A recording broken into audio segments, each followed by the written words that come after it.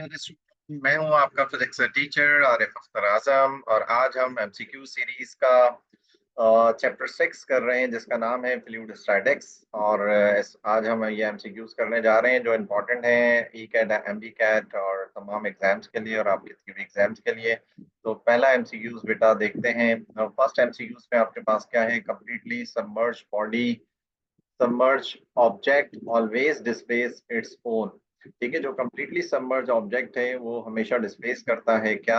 ये अर्शिमिदस principal Archimedes principal का बेटा स्टेटमेंट है कि ऑब्जेक्ट हमेशा अपने वॉल्यूम के इक्वल जो है वेट डिस्प्लेस करता है। यानी आपने किसी ऑब्जेक्ट को किसी भी ऑब्जेक्ट को किसी दूसरे किसी भी बर्तन में आपने डाला, लेट सपोज ये स्क्वायर ऑब्जेक्ट था, आपने इस बर्तन में डाला।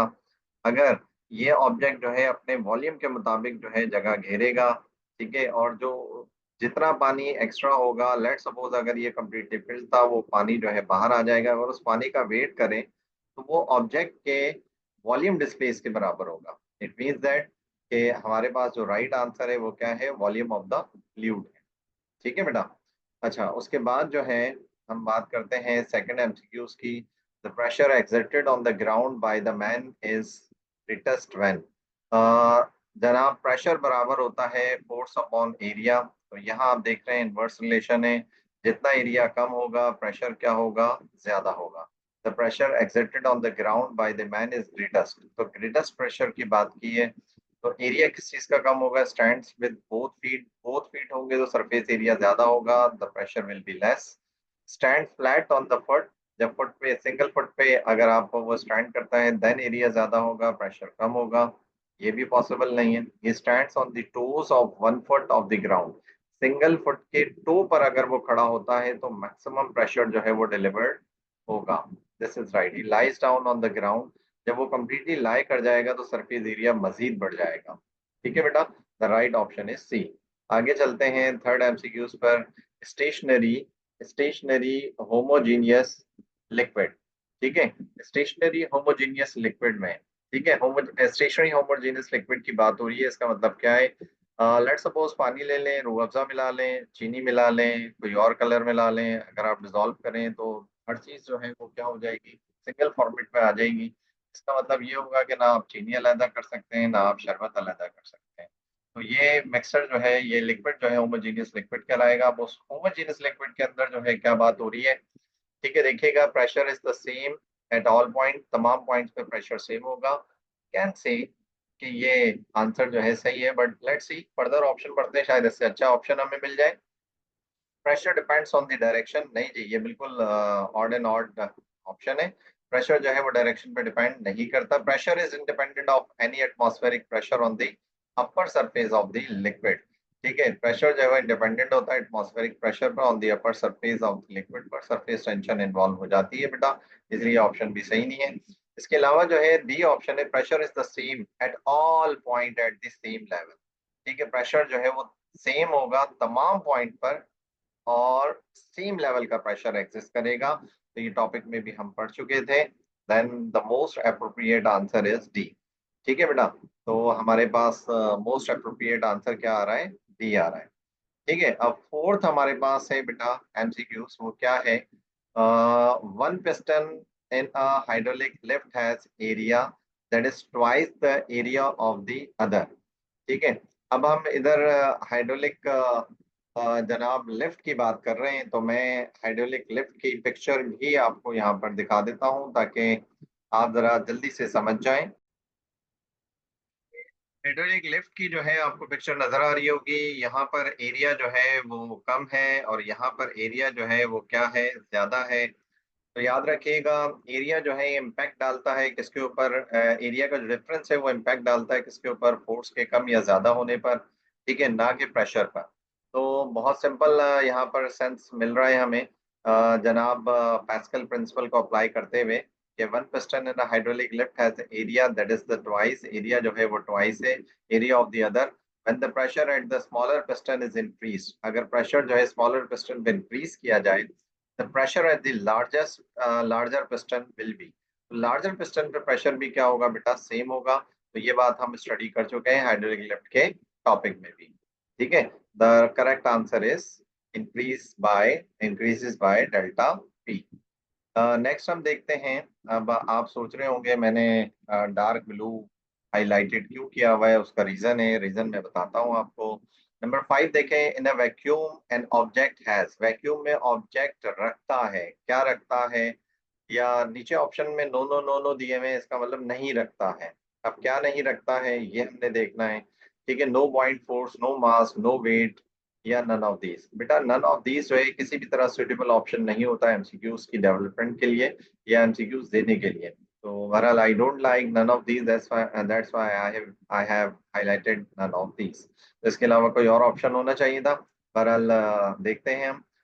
यहाँ पर हम बता रहे हैं कि जनाब वैक्यूम में हमारे पास जो है नो पॉइंट फोर्स, आंसर में तो हमारा नो पॉइंट फोर्स है, लेकिन रीजन समझते हैं। बेटा वैक्यूम में हमारा मास भी होगा, वैक्यूम में हमारा वेट भी होगा। लेट सपोज हम मून पर मौजूद है, मून पर मौजूद है तो हमारा वेट जो है 1/6 टाइम लेस हो जाता है, क्योंकि आपने पढ़ा था ग्रेविटी एट द मून जो है 1/6 time at the gravity of the earth surface होती है। ठीक है बेटा, ये भी एमसीक्यूज में आपको काम आ सकता है। तो it means weight, if gravity exist, moon moon's gravity exist, it means weight exist. ठीक है, if weight exists it means mass exists. Why? Because weight is equal to mg। ठीक है, इसका मतलब मास भी एग्जिस्ट करेगा, वेट भी एग्जिस्ट करेगा, क्या एग्जिस्ट नहीं करेगा, पॉइंट फोर्स एग्जिस्ट नहीं करेगा। ठीक है, पॉइंट फोर्स जो है अपवर्ड फोर्स होती है ड्यू टू, आप ये कह लेंगे जब किसी भी ऑब्जेक्ट को लिक्विड में इंसर्ट किया जाए, इमर्स किया जाए, तो अपवर्ड डायरेक्शन में जो फोर्स लिक्विड पे लग रही होती है that is the point force. ठीक है बेटा, या अप थ्रस्ट फोर्स, एक ही बात है। ठीक है, तो नो पॉइंट फोर्स जो है यहाँ पर क्या होगा, राइट आंसर होगा। नंबर 6 देखते हैं बेटा। नंबर 6 में, इस नंबर 6 में आप देख रहे हैं the pressure at the bottom of the pond does not depends on. ठीक है, प्रेशर जो है वो किसके बराबर होता है, रॉ जी एच के। तो इससे जरा जल्दी से समझ लें, ये लिक्विड के प्रेशर की हम बात कर रहे हैं। तो लिक्विड का प्रेशर डेंसिटी है, एक्सेलरेशन ड्यू टू ग्रेविटी और हाइट है। क्या नहीं है जनाब, डिपेंड नहीं करेगा, किस पे डिपेंड नहीं करेगा, surface area of the pond पे। तो एरिया पर डिपेंड नहीं करता, इसका मतलब वाटर डेंसिटी पे भी करता है, तो ये ऑप्शन सही नहीं है।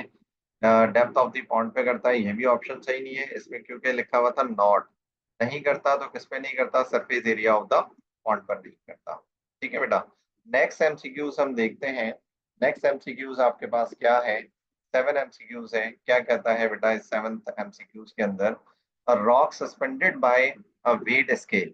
ठीक है, एक रॉक है जो हम वेइंग स्केल से जो है क्या कर रहे हैं बेटा, हैंग कर रहे हैं। यानी अगर आपके पास एक स्प्रिंग मास सिस्टम का एक स्केल है, इससे आपने कोई मास जो है हैंग किया, इधर कैलिब्रेटेड जो है स्केल टाइप एरो लगा हुआ होता है जिसपे कैलिब्रेशन मेंशन्ड होती है। ठीक है, 5 न्यूटन जो है आपने वेट जो है वो हैंग किया आउट ऑफ वाटर, बाहर पानी के बाहर।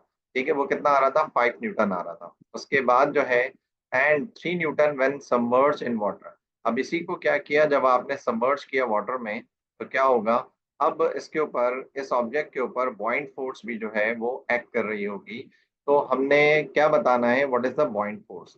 तो बॉइंट फोर्स जो है वो किसके बराबर होगी, real wait minus apparent wait. ठीक है, तो रियल वेट कितना था 5, अपेरेंट वेट कितना था 3, द आंसर इज 2 न्यूटन।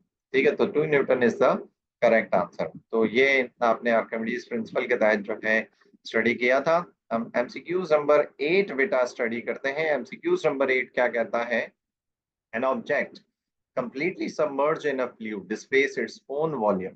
तो मेरे बच्चा ये हम पहले ही पढ़ चुके हैं स्टार्टिंग एमसीक्यूज के अंदर, this is the statement of the Archimedes principal. तो आर्किमिडीज प्रिंसिपल की ये स्टेटमेंट है। ठीक है, उसके बाद हमारे पास क्या कहता है बेटा, इसमें हमें कहता है 9 सॉल्ट वाटर की बात कर रहा है, has density density than fresh water. Salt water has a greater density than fresh water. Salt water की जो है density greater होती है fresh water से। A boat floats in both fresh water and the salt water। और जो boat float करती है वो दोनों पे करती है। The buoyant force on the boat in salt water is। तो buoyant force जो है वो किसके बराबर होगी, salt water के अंदर, that is in the fresh water। किसके कंपैरिजन में, fresh water के कंपैरिजन में। तो पॉइंट फोर्स का जो फॉर्मूला होता है वो क्या होता है, रॉ जी वी। तो इसका मतलब जिसकी डेंसिटी ज्यादा होगी उसकी बॉइंट फोर्स क्या होगी, ज्यादा होगी। तो सॉल्ट वाटर की डेंसिटी क्या होती है, ज्यादा होती है किसके मुकाबले में, फ्रेश वाटर के मुकाबले में।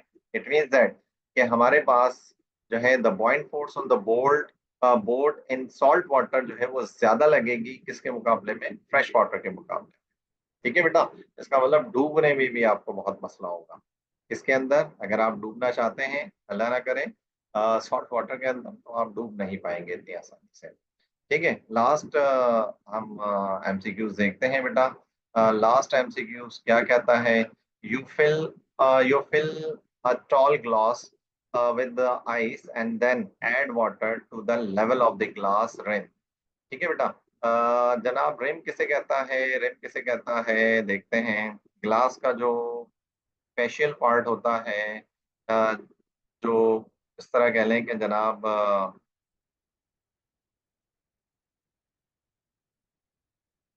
ये मैंने लेट सपोज एक ग्लास बना दिया। ठीक है, ये जो है ग्लास का रिम कहलाता है। क्या कहलाता है, रिम कहलाता है। अब इसमें ऑलरेडी वाटर जो है वो मौजूद था। ठीक है, आपने क्या किया, एक आइस पीस लिया। आइस पीस जो है इस वाटर में आपने इंसर्ट कर दिया। जैसे ही आइस पीस आपने इसमें इंसर्ट किया तो आइस जो है अपने वॉल्यूम के इक्वल जो है जनाब वाटर डिस्प्लेस करेगा। तो ऑलरेडी आइस इसमें मौजूद है। अगर यही आइस मेल्ट हो जाती है, क्योंकि आइस पहले ही अपनी जगह बना चुकी है, तो यही आइस एडजस्टेबल होती है in the form of water जब वो कंप्लीटली मेल्ट हो जाती है। ठीक है, तो इसका मतलब क्या होगा, the water level stage at the rim. तो रिम के ऊपर वाटर लेवल जो है स्टेज करेगा। ऐसा नहीं कि आइस मेल्ट होने के बाद जो है दोबारा क्या हो जाए, पानी ज्यादा हो जाए और पानी गिरने लगे।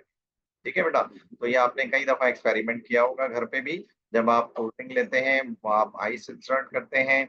जब आइस एक दफा इंसर्ट हो जाए तो मेल्ट होने के बाद जो है वो उतनी ही कोल्ड ड्रिंक रहती है। ठीक है बेटा, तो क्योंकि आइस अपना वॉल्यूम जो है ऑक्यूपाई कर चुका था, तो मेल्ट होने के बाद भी जो है वो लेवल क्या रखता है, सेम रखता है। तो इसका मतलब कि बाकी ऑप्शन जो है, वाटर ओवरफ्लोज द रिम, ये भी गलत हो गया। Water level drops below the rim, ये भी आपके पास गलत हो गया। Depends on the difference of the density, ये टोटली गलत हो गया।